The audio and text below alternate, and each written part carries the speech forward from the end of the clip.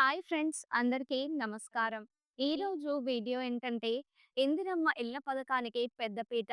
ఎవరైనా కొత్తగా మన ఛానల్‌కి వచ్చినట్లయితే, వెంటనే మన ఛానల్‌ను సబ్స్క్రైబ్ చేయండి. ఇంకా టాపిక్ విషయానికి వస్తే, తెలంగాణ ప్రభుత్వం తాజా బడ్జెట్‌లో ఇందిరమ్మ ఇళ్ల పథకానికి పెద్దపీట వేసింది.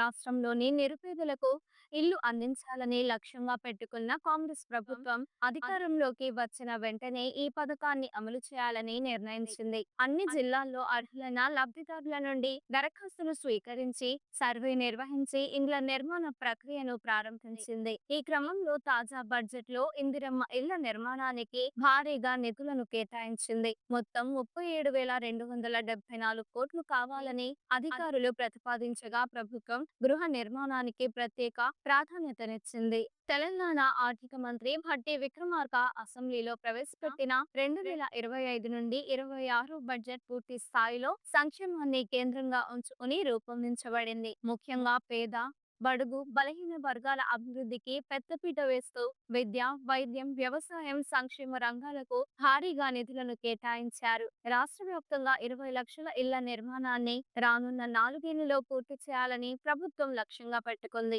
ఎన్నికల సమయంలో ఇచ్చిన హామీ మేరకు పేదలకు సొంత ఇంటి కలను నెరవేర్చేందుకు ప్రభుత్వం కృషి చేస్తోంది. మాజీ ముఖ్యమంత్రి దివంగత వైఎస్ రాజశేఖర రెడ్డి హయాంలో ప్రారంభమైన ఇందిరమ్మ ఇళ్ల పథకాన్ని మళ్లీ పునరుద్ధరించి దీన్ని మరింత విస్తృతంగా అమలు చేయాలని తెలంగాణ ప్రభుత్వం సంకల్పంగా ఉంది. గృహ నిర్మాణాలు పూర్తిగా పారదర్శకంగా జరుగుతాయని, అర్హులైన ప్రతి పేద కుటుంబానికి సొంత ఇల్లు అందించేందుకు ప్రభుత్వం కట్టుబడి ఉందని మంత్రి పొంగులేటి శ్రీనివాస్ రెడ్డి తెలిపారు. బడ్జెట్ లో భారీ కేటాయింపులతో నిరుపేదల కలల్ని నిజం చేసే దిశగా ప్రభుత్వం అడుగులు వేస్తోంది. ఈ వీడియో మీకు నచ్చినట్లయితే లైక్ చేయండి. మీరు ఎటువంటి అప్డేట్స్ ను తెలుసుకోవాలనుకుంటున్నారో వెంటనే కామెంట్ బాక్స్ లో కామెంట్ చేయండి.